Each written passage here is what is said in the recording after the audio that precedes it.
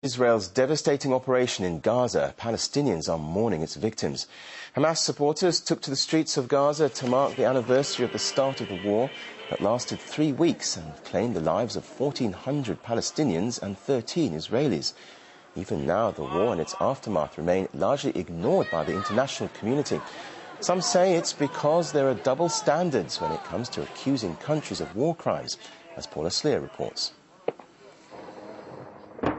January this year, and Israel began Operation Cast Lead in Gaza, and nearly 12 months later, accusations of war crimes still hang over its army.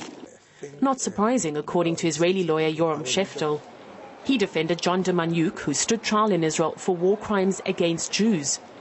In one of the country's most important cases, Sheftel convinced the judges de Manyuk was not the Nazi camp guard responsible for killing nearly 30,000 Jews in World War II.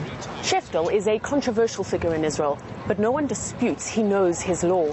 He's convinced Israel won't have to answer charges of war crimes in front of the international courts for what it did in Gaza, a far cry from the reality of weaker states. I dislike the idea that only nations like Serbia or Rwanda will be brought to The Hague. There is a lot of hatred against Serbia, which in a sense they earned quite rightfully. But again, they are a very weak nation politically. It's a view echoed in Serbia, where for many years Liliana Smajlovic edited the country's leading daily newspaper, Politika. She says it's nothing more than politics. Powerful nations get away with murder, whereas weaker ones are held to ransom. The countries that cooperate with international tribunals, I'm afraid, are countries that have to do so, because if they do not do that, they will not be allowed to integrate into the wider communities that they belong to. Countries such as Israel that cannot be blackmailed, that have U.S. support, they have no reason to cooperate. After the former Yugoslavia disintegrated into war in the 1990s, Belgrade needed funds from Brussels to help recover.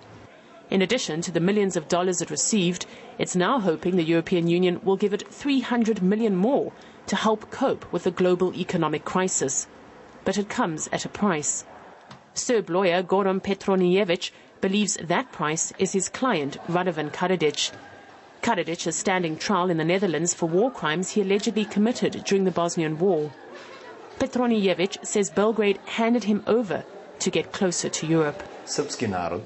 International criminal courts have to exist, but the Hague Tribunal is more of an ad hoc court. The U.S. was one of its founders, but even it doesn't recognize it. Americans who commit injustice don't appear in front of the Hague, but are tried in their own country. When talking about Israel, unfortunately, Israel is connected with America, while Serbia is not. But pressure is mounting against Israel after the United Nations published the Goldstone report. It says both sides, including the Israeli army, committed war crimes in Gaza. But it's nothing new. Over the years, there have been calls for Israeli army officers to stand trial.